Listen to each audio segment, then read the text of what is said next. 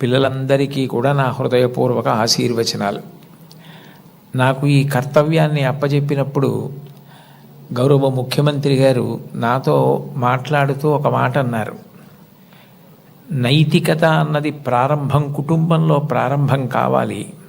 తల్లి మాట వినడం, తండ్రి మాట వినడం, అన్నదమ్ముల్ని ప్రేమించడం ప్రారంభమైతే సమాజాన్నంతటినీ ప్రేమించడం తనంత తానుగా అలవాటవుతుంది. ఇవాళ కుటుంబాలలో విలువలు తగ్గిపోతున్నాయి. కుటుంబ సభ్యుల మధ్య ప్రేమ, అవగాహన తగ్గిపోతున్నాయి. కాబట్టి మీరు విద్యార్థులను ఉద్దేశించి ప్రసంగాలు చేసిన, ఆధ్యాత్మిక ప్రవచనాలు చేసిన ఈ విషయాన్ని దృష్టిలో పెట్టుకుని కుటుంబ విలువలు పెరగడానికి దోహదపడేటట్టుగా మీ ప్రసంగాలు చేయవలసింది అని కోరారు. ఇది మొట్టమొదటిసారి ప్రభుత్వ పక్షాన జరుగుతున్నటువంటి విద్యార్థుల సమ్మేళనం కాబట్టి నాకు ఎవరు ఈ కర్తవ్యాన్ని అప్పచెప్పారో వారు నాకు చేసిన సూచనని నేను ఔదలదాల్చవలసి ఉంటుంది. కాబట్టి వారు చేసిన సూచనతోటే నా ప్రసంగాన్ని ప్రారంభం చెయ్యాలి అని నేను అనుకున్నాను. కుటుంబం అనేది భగవంతుడు మనకిచ్చిన గొప్ప వరం. తల్లి కడుపున పుడతాం. నిజానికి ఈ తల్లి కడుపున పుట్టాలి అని ఎవరు నిర్ణయించుకోరు. అమ్మ కడుపులో కటిక చీకట్లో తల కిందకి కాళ్ళు పైకి పెట్టి 9 నెలలు పెరిగిన తరువాత తాను విసర్జించిన మలమూత్రములలో ఉంచి పుట్టినటువంటి క్రిమికీటకములే కోమలమైన తన శరీరాన్ని కొరుకుతుంటే బాధపడలేక చిట్ట చివరికి ప్రసవమై తల్లి కడుపులోంచి బయటికి వచ్చినటువంటి శిశువు ఒక్కసారి 6 అడుగుల ఎత్తు ఉన్నటువంటి పెద్ద పెద్ద ఆకారాలు, దీపాలు, కాంతి, దానికి తోడు మాటలు ఇవన్నీ వినపడి శరీరావయవములు పనిచేయడం ఆగిపోయి మూత్రపిండాలు, గుండె మొదలైనటువంటివి కూడా ఆగిపోయే పరిస్థితి ఏర్పడితే అప్పుడు అమ్మ తొలి దైవమై ఆమె యొక్క స్తనము నుండి కోలోస్ట్రం అనబడేటటువంటి పసుపు పచ్చటి ఎరుపు రంగులో ఉన్న ముద్ద, ఒక ద్రవం విడుదలవుతుంది. అది భగవంతుడు పెట్టినటువంటి ఒక గొప్ప వ్యవస్థ.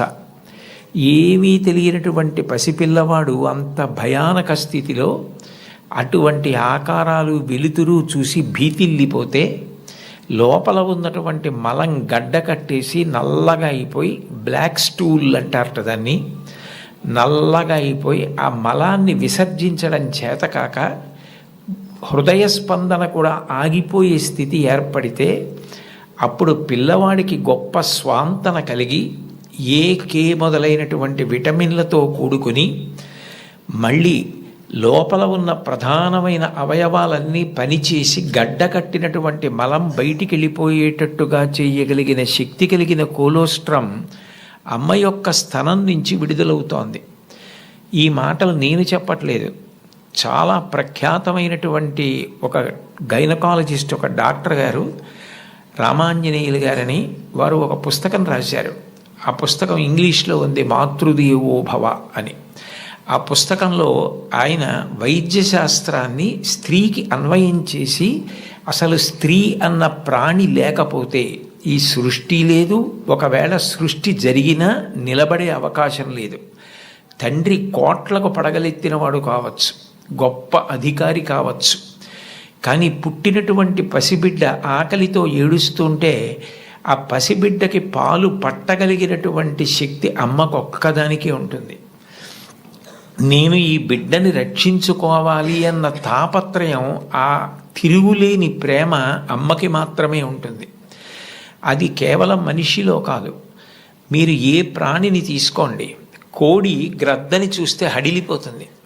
అట్లాంటి కోడి తన గుడ్లని పొదిగి పిల్లల్ని చేసిన తరువాత ఆ పిల్లలు కొంచెం దూరం వెళ్ళి ఏదైనా తింటుంటే ఎక్కడ గ్రద్ద వచ్చి పిల్లల్ని తన్నుకుపోతుందో అని మెడ ఎత్తిపెట్టి ఆకాశం వంక చూస్తూ కొక్కొక్కొక్కొక్కొక్కొక్కొ అంటూ, ఒకవేళ గ్రద్ద వస్తే 2 రెక్కలు ఎత్తిపెట్టి పిల్లలన్నింటినీ రెక్కల కిందకి తెచ్చేసుకుని రెక్కలు ముడిచేసి కంఠం ఎత్తిపెట్టి ముందు నా కంఠాన్ని కోసేసి అప్పుడు నా పిల్లల్ని చెనకు అని గ్రద్దకి ఎదురు తిరుగుతుంది. ఒక కోడికి ఎవరు నేర్పారు తన పిల్లల్ని కాపాడుకోమని? స్త్రీ ప్రాణి. కోడి పుంజుకు లేదు ఈ లక్షణం, కోడి పెట్టకుంది ఈ లక్షణం, ఆడ కుక్కకుంది ఈ లక్షణం. ఆడ పందికుంది ఈ లక్షణం. స్త్రీ ప్రాణి ఎక్కడ ఉన్న లోకంలో బిడ్డల్ని కడుపులో పెంచుకోవడం, కడుపుని గర్భాలయం చేయడం, కన్న బిడ్డలకి పాలిచ్చి పెంచి పెద్ద చేయడం, అంత అవ్యాజానురాగంతో స్త్రీ చేసేటటువంటి త్యాగం లేకపోతే ఈ సమాజం లేదు. భగవంతుడి మీద తప్ప అన్యం మీద స్తోత్రం చెయ్యని శంకరాచార్యుల వారు తండ్రి మీద కూడా చెప్పల, అమ్మ మీద మాత్రం 5 శ్లోకాలు చెప్పారు. 5 శ్లోకాల్లో ఒక శ్లోకంలో అంటారు, ఆస్తాం తావదీయం ప్రసూతి సమయే దుర్వార శూలవ్యధ నైరుచ్యం తనుశోషణం మలమయీ శయ్యాచ సంవత్సరి ఏకస్యాపి నగర్భభారణ భరక్లేశస్య యస్య క్షమః దాతుం నిష్కృతి ఉన్నతోపి తనయత్తస్యై జనన్యై నమః అంటారు.